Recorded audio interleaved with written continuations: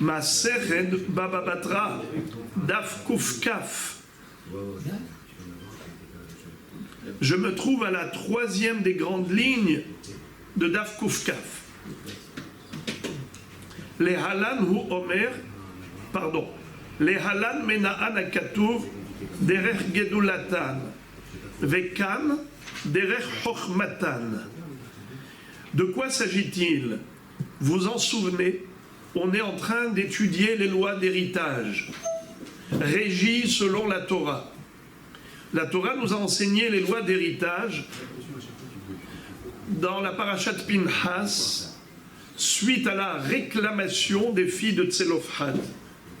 Elles ont dit à Moshe Rabbeinu, certes, notre père Tselofhad n'a pas eu de garçon, mais il a eu 5 filles. Et nous souhaitons recevoir sa parcelle de territoire en Israël. Et la Mishnah nous avait dit qu'en effet, elles ont reçu 3 parts, celle de leur père, de leur grand-père. Pourquoi de leur grand-père? Parce que leur père, déjà lui-même, il est sorti d'Égypte. Le grand-père, comment il s'appelait? Tselofhad ben Hefer. Donc elles ont eu la part de Tselofhad déjà, qui est sorti d'Égypte, mais elles ont eu aussi une double part dans la part de qui? De Hefer. Étant donné que Hefer est sorti d'Égypte, et Hefer avait des enfants, eh bien, qui est-ce qui a hérité de Hefer? Les enfants. C'est qui les enfants? Tselofhad, entre autres. Mais comme Tselofhad était le Bechor, il a eu une double part dans le territoire de Hefer. Ça fait qu'elles ont reçu combien de parts? 1, 2, 3. La double part de Hefer, que Tselofhad a reçue, et la part de Tselofhad même. Mais après la Gemara dit même carrément 4 parts elles ont reçu. Car le frère de Tselofhad est décédé, et donc elles ont reçu aussi la part du frère de Tselofhad, dans l'héritage de Hefer. Bon, maintenant, la Gemara ouvre une parenthèse et elle dit, les filles de Tselofhad, nous avions vu qu'elles avaient 3 qualités. Qui est-ce qui se rappelle? Hachmaniot, Darshaniot, Tzidkaniot. Elles étaient pieuses, elles étaient intelligentes et elles étaient connaissantes, savantes en matière de Torah.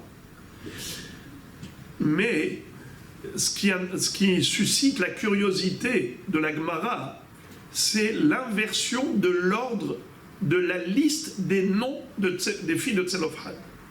Elles étaient 5. Mais une fois la Torah, quand elle va nous les présenter, elle va nous les présenter dans un ordre.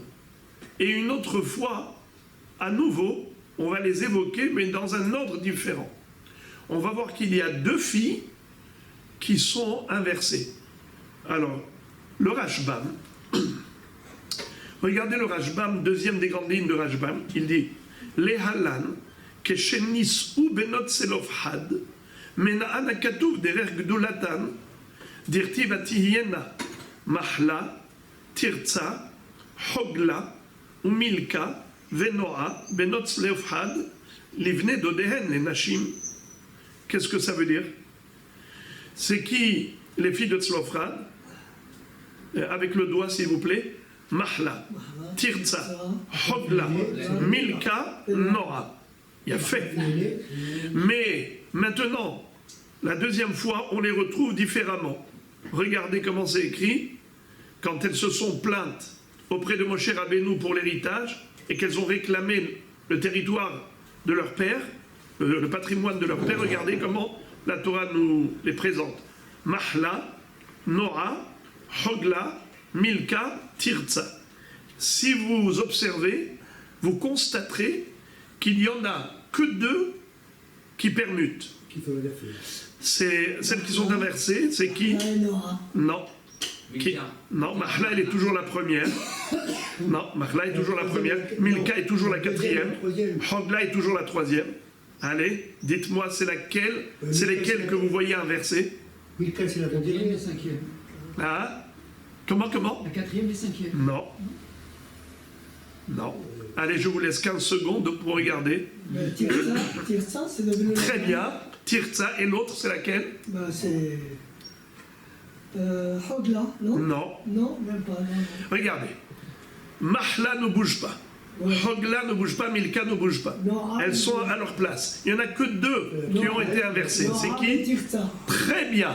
Noah et Tirza. Une fois Noah, elle est mentionnée en deuxième position et Tirza en cinquième position. Et la première fois, on retrouve, plutôt la deuxième fois, on retrouve que Tirza est la deuxième et Noah est la dernière. Alors, la Gemara soulève cette anomalie. Je répète. Les halan menaanakatu derech gedulatan vekan derech chochmatan. C'est-à-dire que quand elles ont été devant Moshe Rabbeinu pour aller réclamer leurs droits, elles se sont appuyées sur des arguments halachiques, sur des logiques rationnelles. Alors on les a listées selon leur chokhma. Et selon la chokhma, Noah était plus forte que Tirza. Noah est la deuxième et Tirza la dernière.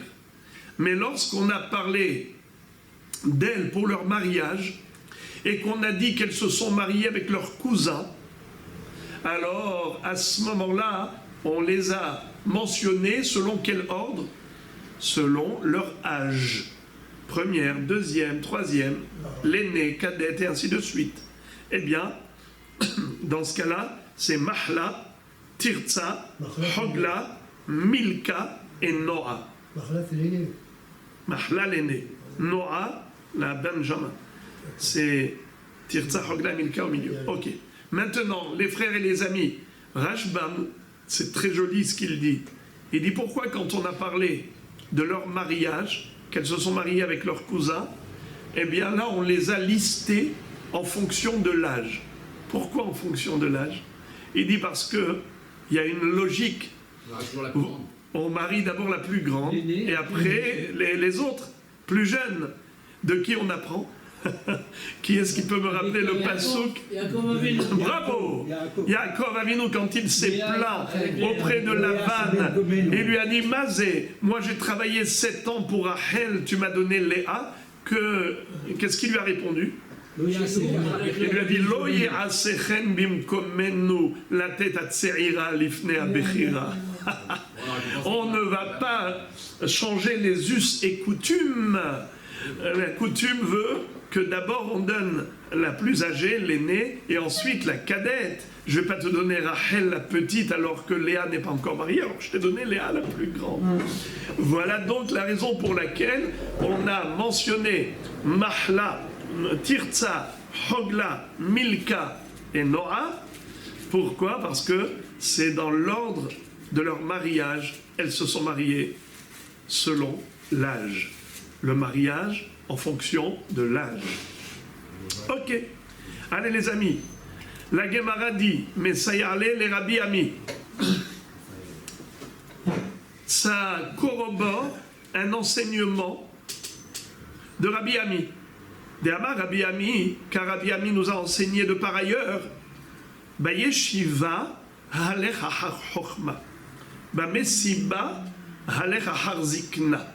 C'est-à-dire, lorsque nous allons faire kavod à des gens, lorsqu'ils siègent pour étudier, lorsqu'ils siègent pour un din Torah, lorsqu'ils siègent pour un sujet de chokhma, alors qui faut-il honorer?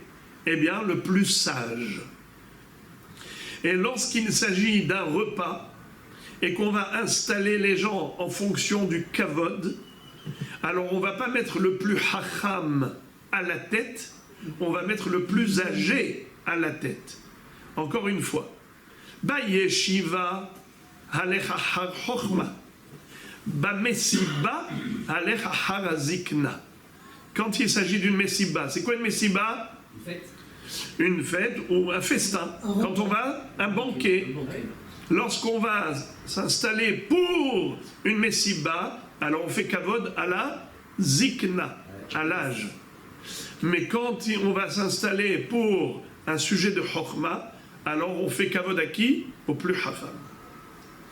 Même s'il est plus jeune, on mettra celui qui est plus âgé en dessous. Très bien. Amar Rav Ashi, vehu de maflik be Chokhma, vehu de maflik be zikna. Qu'est-ce que ça veut dire?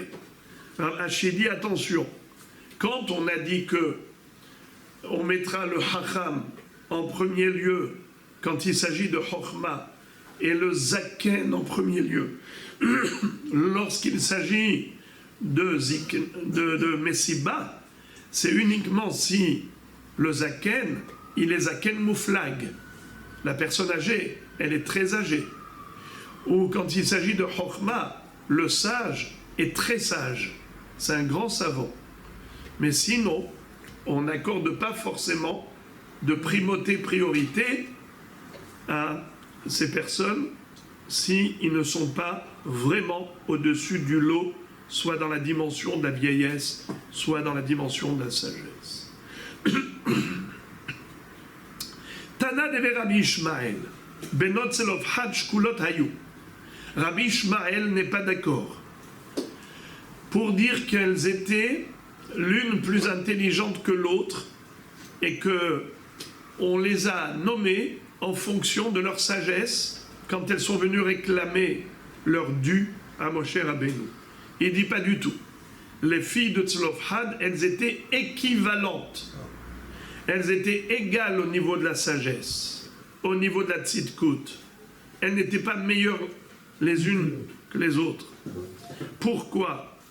Shenemar vatihiena havaya ahat lekulan. Comme il est écrit qu'elles ont été mariées à leurs cousins.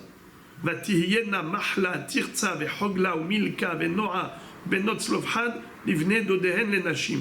Quand on dit vatihiena, ça veut dire qu'elles étaient pareilles. Et le Rashbam donne un exemple.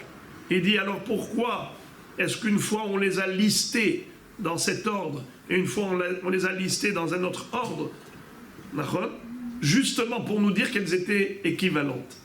Comme on retrouve à propos de Moshe Rabbeinu. Dans Parashat Shemot, Parashat Va'era, il est écrit Hu Moshe ve Aharon. Et une autre fois, il est écrit Hu Aharon ou Moshe. Pourquoi est-ce qu'une fois on a devancé un Moshe, une fois Aharon? C'est pour dire justement qu'ils étaient pareils. L'Omar lecha shkulim hen, qu'ils étaient égaux, qu'ils étaient équivalents. C'est pour dire qu'au niveau de la mission qu'ils devaient accomplir en allant libérer les Bnei Israël de Mitzrayim, eh bien, ils étaient égaux, équivalents. Puisque Aaron, on aurait pu croire qu'il était juste un interprète, un traducteur. Mais un traducteur n'a aucune importance. Je dis non. Il a été choisi par Akadosh Baruch Hu pour être associé à Moshe Rabbeinu et ils étaient équivalents au niveau de cette mission. Moshe ve Aharon bechohanav ushmuel bekor'e shemo. Amar Rabbi Yehuda Amar Shmuel. Encore un sujet qui concerne les filles de Tzlofhad. On va apprendre ici quelque chose de très très curieux. Je vous pose la question. Est-ce que les filles de Tzlofhad devaient se marier avec leurs cousins, c'est-à-dire des gens de leur tribu, ou bien est-ce qu'elles pouvaient se marier avec des hommes, même s'ils n'étaient pas de leur tribu? Non, eux ils ont voulu. Après Matan Torah, oui. Elles ont voulu se marier avec la tribu pour pas les disperser de le terrain. Les nachalot. Alors, on est déjà après Matan Torah, 40 ans depuis oui. Matan Torah. Donc oui. Eh bien non. Ah. Figurez-vous, c'est choquant. Regardez ce qui est écrit. Amar Rabbi Yehuda Amar Shmuel, Benot Tzlofhad, Hutru leinase lechol hashvatim. C'est-à-dire, bien que dans cette génération, on va le voir, que Akadosh Baruch Hu a exigé que les filles d'une tribu, quand elles sont héritières, dignes d'héritage, du patrimoine paternel, elle n'avait pas le droit de se marier avec un homme d'une autre tribu. Ah, pour les filles. Il fallait qu'elle se marie avec un homme de leur tribu respective Pour que le patrimoine. pour que le territoire d'Israël ne soit pas transféré d'une tribu à l'autre. Eh bien, les filles de Tselofhad, elles, faisaient exception à cette règle. Pourquoi? Et pourtant, c'est par leur biais que cette règle a été enseignée. Oui. Mais elles, personnellement, on va le voir, bien qu'elles se sont mariées avec leurs cousins, mais elles n'étaient pas obligées. C'était facultatif. Elles étaient intelligentes. Elles ont dit, si c'est la volonté de Dieu pour toutes les filles d'Israël, pourquoi nous, on ferait autrement? Alors elles ont accompli la volonté divine, mais pas l'ordonnance divine, car il n'y avait pas d'ordonnance pour elles. Elles faisaient exception. Regardez-moi ça. Chez Nehemar, d'où apprend-on qu'elle pouvait choisir un homme de n'importe quelle tribu? Chez Nehemar, la tov be'enehem tihyena lenashim. Elle pouvait choisir celui que bon leur semblait. Et la mani mekayem ar le mishpachat mate avihem tihyena lenashim. Etza tova hisi anakatuv shelo inaseu ela lahagun lahem. En fait, Akadosh Baruch Hu leur a donné le conseil de se marier avec un cousin. Mais ce n'était pas une obligation. Elles ont dit, mais si Dieu nous donne ce conseil, est-ce qu'on peut imaginer autrement? Vous vous rappelez qu'est-ce qu'on avait dit d'elles? Qu'elles étaient Hachmaniot, Tzidkaniot, Darshaniot. C'est pas Stam. Toutes les lois d'héritage sont passées ou ont transité par les filles de Tselofhad. Mais Galgelin, Zechut, Al Yede Zakai. Akadosh Baruch Hu fait faire les bonnes choses par les gens bien.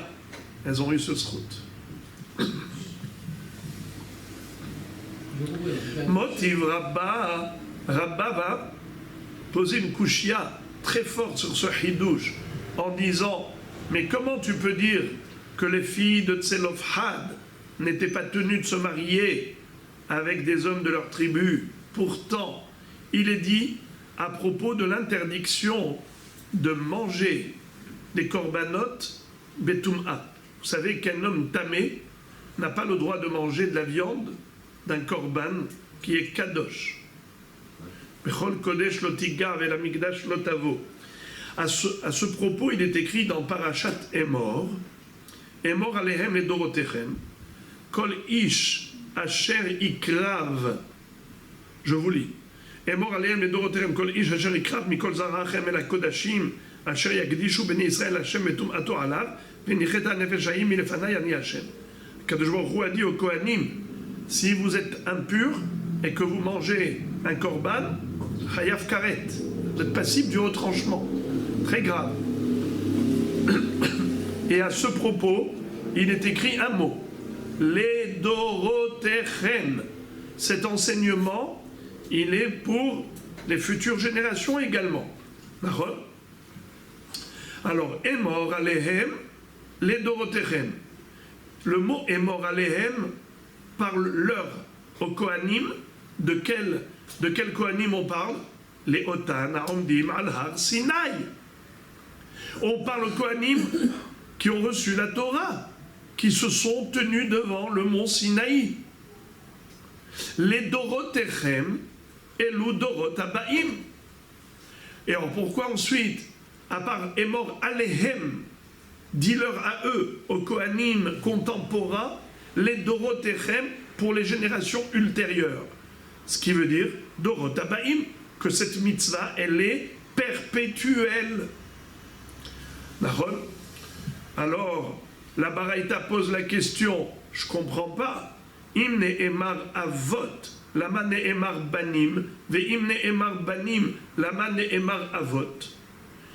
Pourquoi y avait-il nécessité de préciser que la mitzvah, elle est perpétuelle, de père en fils, mais si tu donnes la mitzvah au avot, automatiquement au banim. Si tu donnes la mitzvah au banim, automatiquement aussi les avot sont concernés. Pourquoi avait-on de préciser que la mitzvah s'adresse aux avot et aux banim? Emor alehem, avot. Les dorotechem, banim.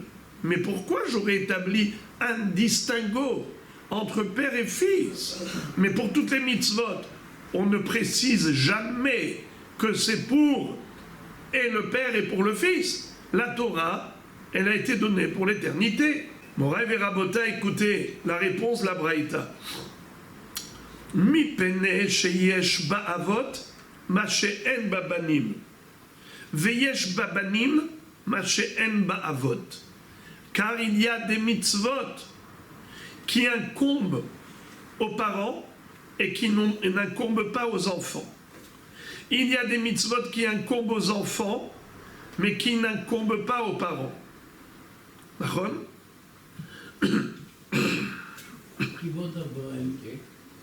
Par exemple, Ba'avot ou Omer, Vechol bat yoreshet nahala, mimatot bnei Israël, echad mimishpachat batei aviat yereisha. Où est-ce qu'on retrouve une mitzvah qui ne concerne que la génération du désert, qu'on appelle Avot, ceux qui étaient là au pied du mont Sinaï, ceux qui ont reçu la Torah, on les appelle Avot. Eh bien, il y a une mitzvah qui ne concerne que, par exemple, la mitzvah de se marier avec son cousin uniquement, c'est-à-dire un homme de sa tribu. C'est une mitzvah qui a été donnée aux filles de la génération du désert pour pas que le territoire ancestral ne transite d'une tribu à l'autre. Elles avaient l'obligation de se marier avec un homme de leur tribu respective. Mais la génération d'après n'avait plus cette mitzvah. Cette exigence divine ne concernait que les Avot, que les femmes du désert, mais pas la génération d'après, pas les dors d'après. Alors, puisque tu vois qu'il existe des mitzvot qui n'incombent qu'aux Avot et pas aux Banim, ou inversement, Harbe mitzvot nitztavu Banim shelo nitztavu Avot, ou bien des mitzvot qui ne concernent que les enfants et pas les parents. Par exemple, quelles sont les mitzvot qui ne concernent que les enfants de ceux qui étaient dans le désert et qui ne concernent pas les contemporains de Matan Torah? D'épouser les Corban gens Pessah. de la même tribu. Corban Pessah. Corban Pessah, bien sûr, déjà en Égypte. Oui, mais ceux d'avant. Déjà en Égypte. Non, donc moi je parle de la génération du désert. Ce sont eux les Avot. Avot, ceux qui ont reçu la Torah dans le désert. Eh bien, le Rashbam nous dit que ce sont toutes les mitzvot relatives à la terre d'Israël, que la génération du désert n'a pas connues.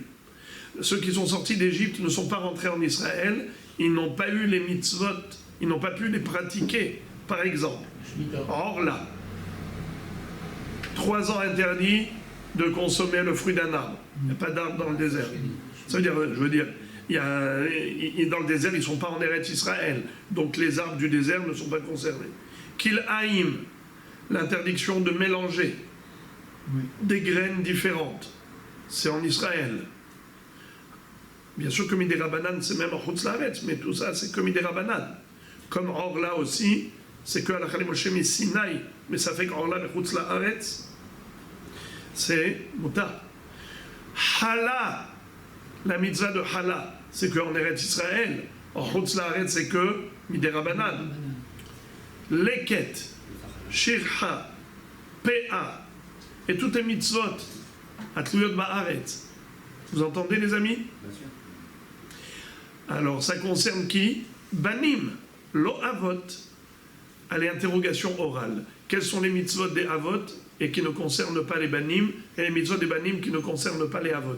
Je vous écoute. Tout ce qui est terre d'Israël, ce qui concerne les enfants, mais pas les parents. Très bien. Et ce qui concerne les mitzvot des parents, mais pas les enfants, C'est quoi? c'est... Vous avez oublié en 15 secondes? Ouais, en 15 secondes. Alors, c'est les filles de Tselofhad. La mitzvah de se marier avec ses cousins, la mitzvah de se marier avec des hommes de sa tribu exclusivement, et pas avec des hommes d'une autre tribu, qui a été concernée par cette mitzvah, que les filles de la génération du Vous désert. avez dit que c'était un conseil et pas un ordre. C'est que pour les filles de Tzlofrad. Oui. Alors justement, fin de citation de la Braïta. Regardez, Ici, il est écrit comme ça. Ha mipnei sheyesh ba'avot. Ha mipnei sheyesh ba'avot ma she'en babanim veyesh babanim ma she'en ba'avot utzrach lomar avot utzrach lomar banim. C'est-à-dire que Béhémet, pourquoi il a fallu dire que les Kohanim Temeim, un Kohen Tamé, qui mange un korban, il est Hayat Karet. Pourquoi on avait besoin de préciser que ce n'est pas que les Kohanim de cette génération, mais même les Kohanim des générations ultérieures, et pas uniquement les générations ultérieures, mais même les Kohanim contemporains du Matan Torah, ils sont tous concernés par l'interdiction de manger un korban quand ils sont tamés. Pourquoi fallait-il préciser Avot ou Banim, étant donné qu'il y a des mitzvot qui ne concernent que les Avot et pas les Banim? Il y a des mitzvot qui ne concernent que les Banim et pas les Avot. Voilà pourquoi il a fallu préciser que cette mitzvah-là concerne et les Avot et les Banim. Et d'ailleurs, à partir de là, on déduit que toutes les mitzvot concernent et Avot et Banim, à l'exception des exceptions. C'est quoi l'exception? Allez, à nouveau, interrogation orale. Quelles sont les deux exceptions? Bravo, Bnot Tzelofrad. C'est que la génération du désert. Et les enfants des Et les Ketchirha et Peat, c'est-à-dire les mitzvot atliyot ba'aretz, c'est que les enfants et pas la génération du désert. Ouais. Que les banim et pas les avot. À part les deux exceptions, toutes les autres mitzvot, on les compare à quelle mitzvah? Achilat Kodashim Metum'a. Comme Achilat Kodashim Metum'a, on ne fait pas de différence entre Avot et Banim, tout le monde est concerné, ainsi que toutes les mitzvot, on n'établit pas de distinguo entre Avot et Banim. Fin de citation de Baraita. Mais quelle est la Kushia? Voilà le point de chute. Maintenant qu'on a compris la Baraita, voici le point de chute. Katane mihat, be'avot ou omer, bechol bat yoreshet nahala. C'est-à-dire que de ce pasouk, on peut déduire que même les filles de Tzelofhad étaient frappées d'interdiction de se marier avec un homme d'une autre tribu. Comment tu as pu dire que les filles de Tzelofhad, c'était juste Etzatova, c'était juste un conseil de Dieu d'épouser un cousin? C'est pas juste un conseil de Dieu, c'est une obligation pour toutes les filles de cette génération du désert. Puisqu'on a dit Avot. Avot, ça veut dire quoi, Avot?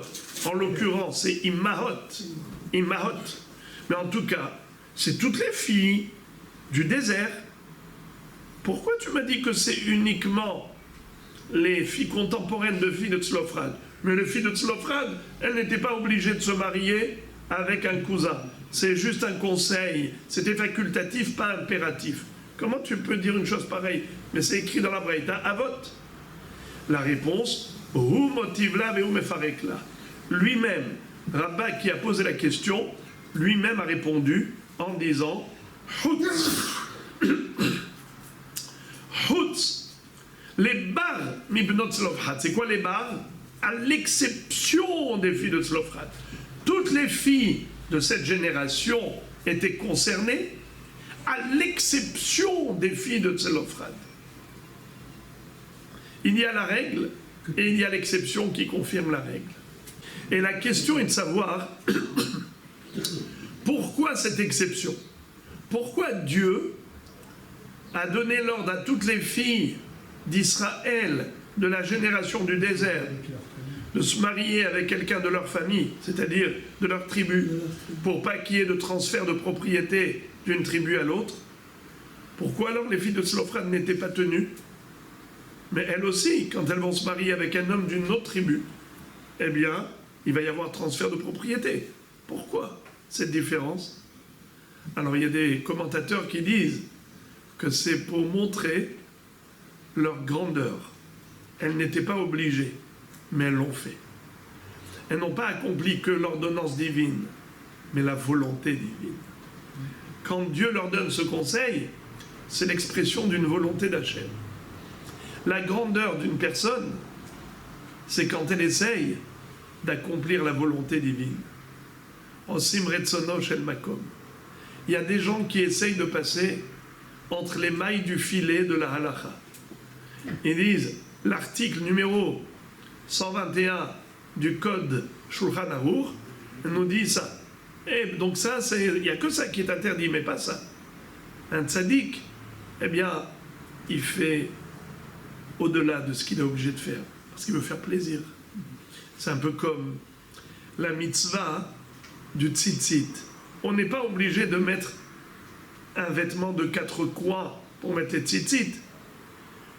Si je n'ai pas un vêtement de 4 coins, je n'ai pas l'obligation d'accrocher des fils de tzitzit. Mais nous, qu'est-ce qu'on fait pour faire plaisir à Dieu?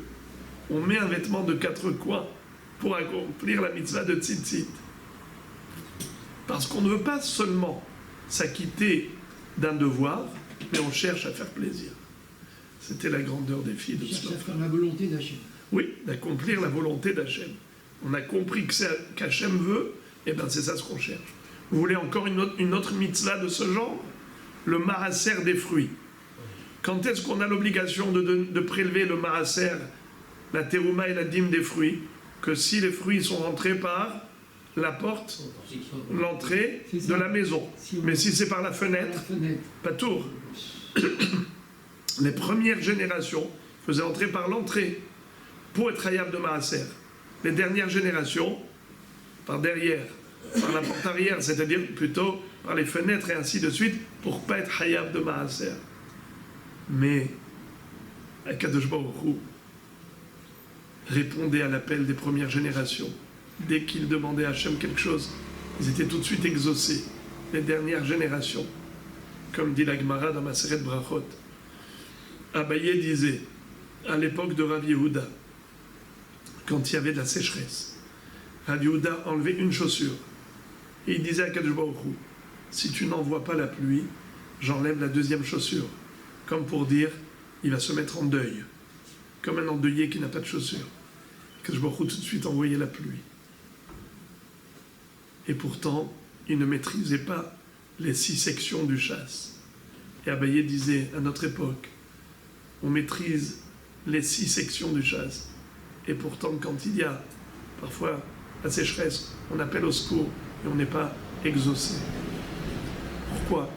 Car les premières générations cherchaient à accomplir la volonté divine. Donc ils se comportaient comme des enfants par rapport à leur père. Plaisir de faire plaisir à son père. Bien que le père, il fait plaisir à son fils. Les dernières générations font le strict minimum, comme un serviteur qui cherche à s'acquitter du minimum. Eh bien, là aussi, quand il demande quelque chose à son maître, il lui donne le minimum que ce qu'il mérite. Midat adin, midat arahamim. Bon. C'est comme le rab qui a fait le cercle autour de lui. Exactement. Comment il s'appelle Choni Ameragel. Choni Ameragel. Amar Mor. La Gemara maintenant analyse la baraïta qu'on a lue, puisqu'on l'a citée, on va ouvrir une parenthèse. Il est dit dans la baraïta, Be'avot hu omer, vechol bat yoreshet nahala. Be'avot in, babanim lo, mai mashma. Amar Rava, amar Kra. Ze hadavar, davar ze lo yeh noheg, ela bedorze. La Baraïta nous a dit que l'interdiction de se marier avec un homme d'une autre tribu n'incombait qu'aux jeunes filles d'Israël de la génération du désert. Mais ensuite, pour les générations ultérieures, cette interdiction a disparu. D'où tu le sais? Maï Mashma. Comment tu as déduit ça? D'où sait-on que c'est que les Avot et pas les Banim? Réponse. Zehad Davar. À propos des filles de Tzelofhad, je vous lis le pasouk, vous l'avez dans la colonne de droite. Zehad Davar asher tziva Hashem, livnot Tzelofhad lemor, la tov be'enem tihyena lenashim, ach lemishpahat mate aviem tihyena lenashim. Vous entendez? Zehadavar. Que veut dire Zehadavar? Pourquoi on a commencé le pasouk avec ces deux mots? Zehadavar asher tziva Hashem. Voici la chose que Dieu a ordonnée. Mais on aurait pu dire directement. Pourquoi dire Zehadavar? Zé, c'est le désignable absolu pour dire que cette interdiction de se marier avec un homme d'une autre tribu ne concerne que cette génération. Les jeunes filles de la génération contemporaine du désert. Mais les générations futures n'ont pas cette obligation de se marier d'avka avec des hommes de leur tribu. Donc le mot Zehadavar. Amar les Rabazouti les Rab Ashi et la Me'ata Zehadavar de Shchutehutz de l'Oye Noeg Achinami de l'Oye Noeg et la Bedorze. J'ai pas compris. Si tu me dis que les deux mots Zehadavar, c'est une indication pour restreindre l'obligation à cette génération contemporaine, alors dans ce cas-là, explique-moi quelque chose. Pourquoi le Issour de Shchutehutz concerne toutes les générations? Pourtant, il est écrit Zehadavar. Dans le Sefer Vaïkra Perek Yudzaïn Pasuk Bet, on nous enseigne le din de Shchutehutz. Qu'est-ce que ça veut dire Shchutehutz? L'interdiction formelle de faire un sacrifice en dehors du Beth Amikdash. Issur Abbamot.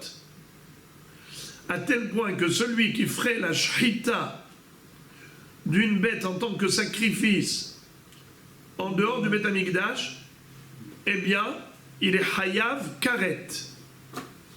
N'est-ce pas? C'est très très grave. Ça s'appelle shchutehutz. Faire la shrita bachutz. Et pourtant, là-bas, il est écrit Zehadavar. Je vous lis le pasouk. Vous l'avez. Daber el Aaron, vel bana vel kol beni Israël v'amarta alehem, Zehadavar asher tziva Hashem, les morts. Vous l'avez dans la colonne à droite. Daber el Aaron, vel bana vel kol beni Israël v'amarta alehem, Zehadavar asher tziva Hashem, les morts. N'est-ce pas?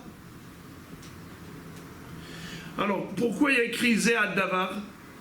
A priori, pour dire que c'est uniquement dans cette génération. Et on le sait que c'est faux. L'interdiction de faire la shrita d'un korban à l'extérieur du Beth Amikdash, et chayav karet, dans toutes les générations, et pas uniquement la génération du désert. Et pourtant, il y a écrit Zehadavar. Alors, comment tu peux dire que Zehadavar des filles de Tzelofhad, ça vient indiquer que c'est Davka Bedorze.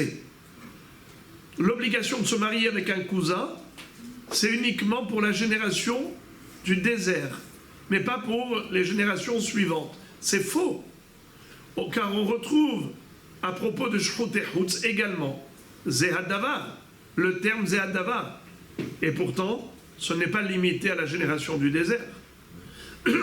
Réponse. Shane Atam, Dirtiv le Dorotam.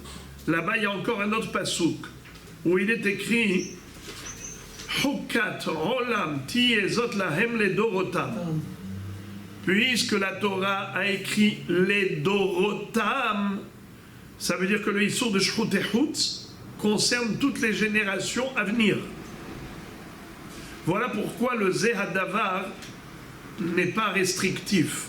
C'est pas venu pour restreindre le Issour de Shchutehutz à la génération du désert, puisqu'il y a écrit clairement à ce propos les Dorotam.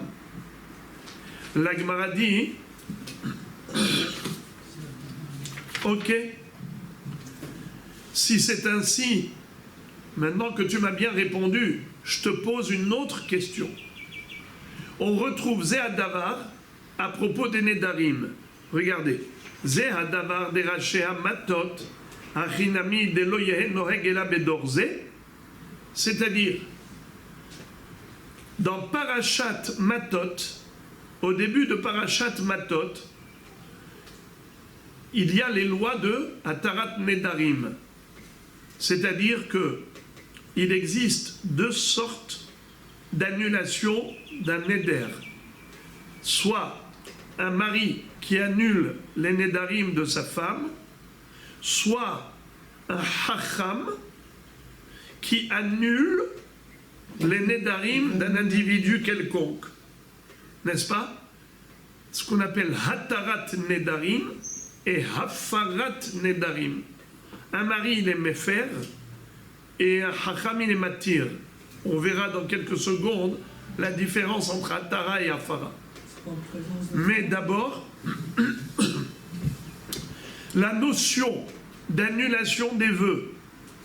Comment se fait-il que c'est dans toutes les générations qu'on peut annuler un vœu?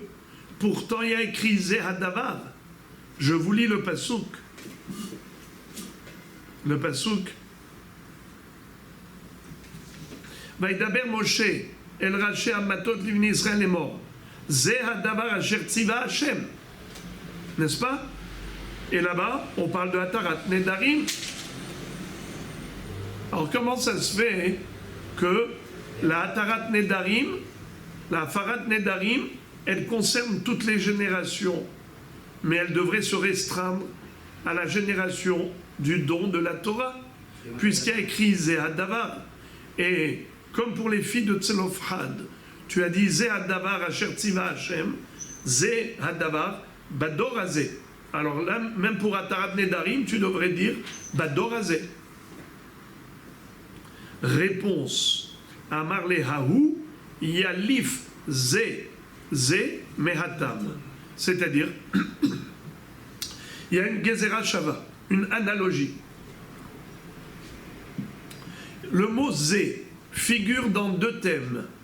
Dans le thème de Hatarat Nedarim et dans le thème de Shchutehutz. À propos de Shchutehutz, on vient de dire que c'est pour toutes les générations. Eh bien, même pour Hatarat Nedarim, c'est dans toutes les générations. Puisqu'on retrouve le mot Koma, Zé. Où est-ce qu'on retrouve Zé? C'est Hadavar, à propos de Shchutehutz. Et il y a écrit Zé Hadavar à propos de Hatarat Nedarim. Et de la même façon que pour Shchutehutz, on a dit que c'est écrit les Dorotam, pour toutes les générations. Ainsi, Hatarat Nedarim, où il y a écrit le mot Zé, c'est aussi les Dorotam. Bien qu'il n'y ait pas écrit les Dorotam dans Hatarat Nedarim, mais par Gzera Shavva, de Zé, on retrouve le même mot, Zé, dans Hatarat Nedarim. Zé, à propos de Shchutehutz, comme pour Shchutehutz. Il n'y a pas Zé dans notre phrase. Bravo. C'est la question de la Gemara. Haïname lilif Zé, Zé mehatam. Excellent. Bravo, Rabbi Nissim. La Gemara pose la question, elle dit, alors dans ce cas-là, tu devrais faire ce qu'on appelle une extension et appliquer la même Gezerah Shava pour les filles de Tzlofhad. Et il est écrit là-bas Zehadavar. Et tu devrais dire que comme pour Shchutehutz, c'est les Dorotam, ainsi Zehadavar des filles de Tzlofhad, c'est les Dorotam. Et pour toutes les générations, devrait obliger les filles d'une tribu à épouser un homme que de leur tribu, mais pas d'une tribu différente. Pourquoi tu n'appliquerais pas la Gezerah Shava, même pour l'histoire des filles de Tzlofhad, qu'elles se marient qu'avec un homme de leur tribu? La Gemara répond très joliment. Elle dit, Haï, Maï, mais c'est quoi cette question bizarre? Bish la mahatam itzterich l'Gezerah Shava. Hacha le Maï itzterich l'ishtok ramine ve'anayadana del dorotu. C'est-à-dire, j'ai pas compris pourquoi la Torah va écrire le mot Zehadavar dans Benot Tzlofhad. Encore à propos de Hatarat Nedarim, la Torah a dû écrire Zehadavar pour dire que de la même façon que pour Shchutehutz, c'est les Dorotam, ainsi pour Hatarat Nedarim, il y a écrit le mot Zé, c'est pour dire que c'est les Dorotam. Mais lorsque tu arrives au Benot Tzlofhad, pourquoi on avait besoin d'écrire Zéad Davar? Ça ne sert à rien. Si tu n'écris pas Zéad Davar, donc on n'aura pas moyen de faire Gezerah Shava. On est d'accord? Oui. L'analogie. Alors s'il n'y a pas d'analogie, s'il n'y a pas de Zéad Davar pour faire la Gezerah Shava, que dirait-on? C'est pas concerné. Au contraire, toutes les générations sont concernées. Si c'est Pourquoi? Parce qu'à partir du moment où il n'y a pas écrit Zehadavar pour dire Davka cette génération, alors automatiquement c'est toutes les générations pareil. Mais j'ai besoin que ça soit écrit pour que ça soit toute génération, pour faire le Xera Shava. Toutes les mitzvot, comment on fait? Pour toutes les mitzvot, comment on fait? Comme ça, C'est toutes les générations ou bien avec ta génération du les désert? générations. Toutes les générations. Pourtant il n'y a pas écrit Zehadavar. Oui. Alors comment ça se fait? Parce que la Xera Shava, on n'a besoin qu'une seule fois. Une fois qu'on a comparé les Hatarat Nedarim au Shruterhutz, on a dit Zehadavar, Zehadavar. Comme Shruterhutz c'est les Dorotam, ainsi Hatarat Nedarim c'est les Dorotam, et à partir de là, toutes les mitzvot. Alors ça inclut aussi les lois de Tzelofrad, pour toutes les générations. Pourquoi je vais dire uniquement cette génération? Comme pour toutes les mitzvot. Si vraiment la Torah voulait que ce soit pour toutes les générations, eh bien, on n'aurait pas écrit Zehadavar. À quoi cela sert d'écrire Zehadavar? Ça ne sert à rien. Pour faire une Xera Shava, eh bien, n'écris pas, je n'ai pas besoin de Xera Shava.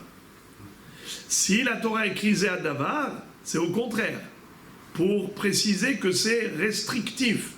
C'est restreint à la génération de Notzelofrad. C'est que dans la génération du désert qu'on a exigé un mariage intra-tribu. Mais après, les générations d'après, il n'y a plus d'obligation. Chacune peut se marier avec n'importe qui, n'importe quelle tribu. Donc le Zehadavar n'est pas venu pour la Xera Shava. Le Zehadavar, il est venu justement pour limiter l'obligation de se marier avec un cousin uniquement à la génération du désert. C'est logique inversée, ça. Car si On ne fait pas la comparaison. on voulait que ce soit les Doroth, alors il suffisait de ne pas écrire Zehadavar et c'est automatiquement les Doroth.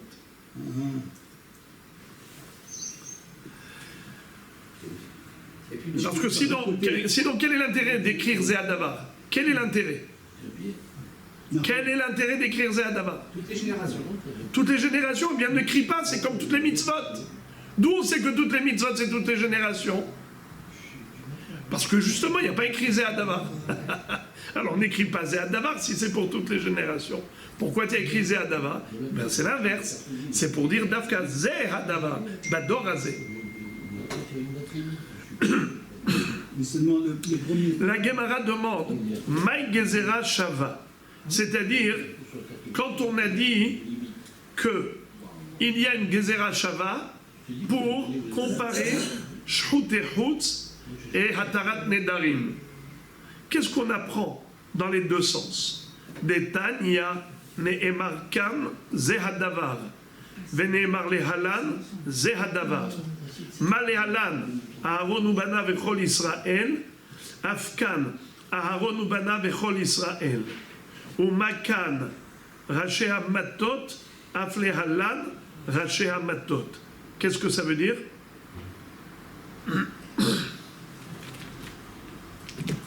De la même façon que le din de Shruterhutz concerne tout Israël, c'est-à-dire que tout le monde est frappé d'interdiction de faire la shrita d'un korban à l'extérieur du bête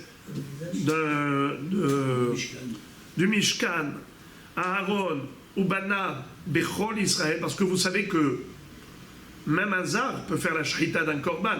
On n'est pas obligé d'être Kohen pour faire la shrita d'un korban, mais dans le Beth Amikdash, celui qui sortirait du Beth Amikdash, il prendrait le korban et il ferait la shrita dehors, Hayav Karet. Pas seulement Aaron à Kohen et ses enfants, Même les Arim. même les Harim, tout Israël. Donc ça concerne tout Israël, le Issour de Shruterhutz. Aaron, Ubanav, et Kol Israël, et les Dorotam. Ainsi, à Tarat Nedarim, ça concerne tout Israël. l'annulation des vœux, c'est tout Israël. Mais comme l'annulation des vœux s'écrit Raché Amatot, c'est quoi Raché Amatot? C'est-à-dire Les chefs de tribu. un chef de tribu. Ainsi, pour Shchut et Hut, qu'ils ont vu la lune réapparaître la nuit, la veille de ce jour où ils venaient pour raconter au Beddin. Et en fonction de leur témoignage, le Beddin allait dire « Mekoudash, Mekoudash ». Aujourd'hui, c'est Rosh Chodesh. S'il n'y avait pas de témoins qui venaient raconter, on allait décaler le Rosh Chodesh au lendemain. Et donc, c'est quand la fête juive, puisqu'elle est relative au Rosh Chodesh, eh bien, ça va être le lendemain.